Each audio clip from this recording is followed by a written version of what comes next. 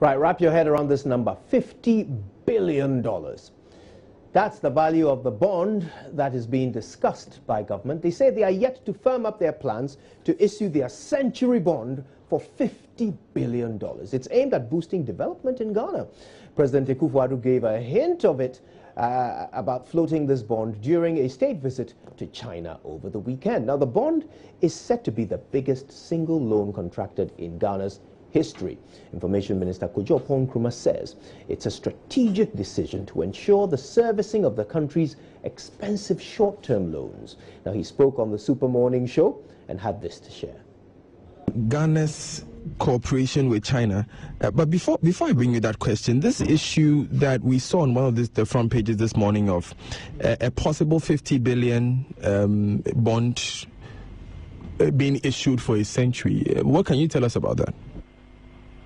I do know that the administration is considering a century bond.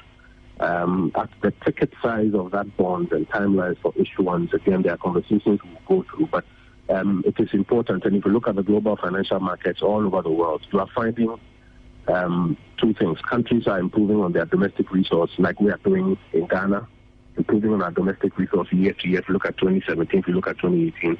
But at the same time, you're also looking at finding cheaper, longer-term financing to complement that.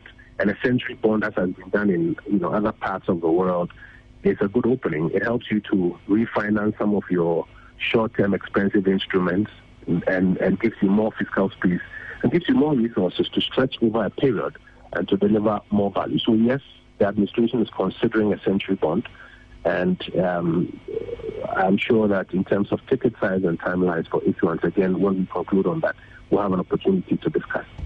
Can you share some of these examples of countries that have issued century bonds?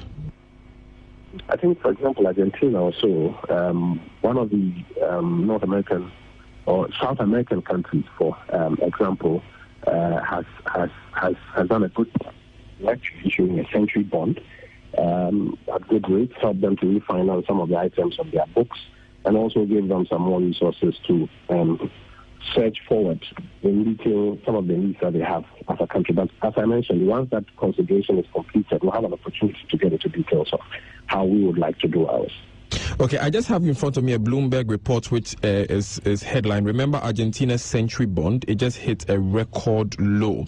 Now, even though it's sold $2.75 billion of century bonds a couple of years back, the bonds have tumbled to a record low of 86.79 cents a dollar, and investors are questioning the credibility of the Argentina's central bank and the global emerging markets assets slide. So it's not being as profitable as we would have thought. Would you be making these considerations when you are looking at finally making such a decision? I mentioned Argentina as an example, and you've also Argentina, and you're saying that it has hit a record low in terms of what? Yield for investors. If that is what it is, I haven't seen the document, but if that is what it is, then that's what every country is looking for, that you issue a bond that helps you to raise money to do a good job, but you don't end up paying exorbitant rates. When that is happening, whoever has bought the bond may say that it is not yielding him or her as much as, but you, the issuer of the bond, that is what is good for you, so that your bond is not necessarily overly expensive in that space. That's my understanding of what you have just read. But it doesn't take away the fact that if you get a century bond, it helps you to improve liquidity, helps you to improve your financing, it helps you to spread out your obligations and create more fiscal space to grow your country. Of course, that may also mean that our local markets may not look that attractive for foreign investors. But then I want to put in this question quickly before we let you go. We have, as you know, I know that you were a very busy man. Now, China has pledged $60 billion to Ghana in the last 2 decades and has released $3.4 billion. In the case of Angola, they have received $44 billion of the $50 billion that was pledged. That's what research has uncovered. How sure are we that with these MOUs that we've signed, we are going to see, actual monies being released for work to be done?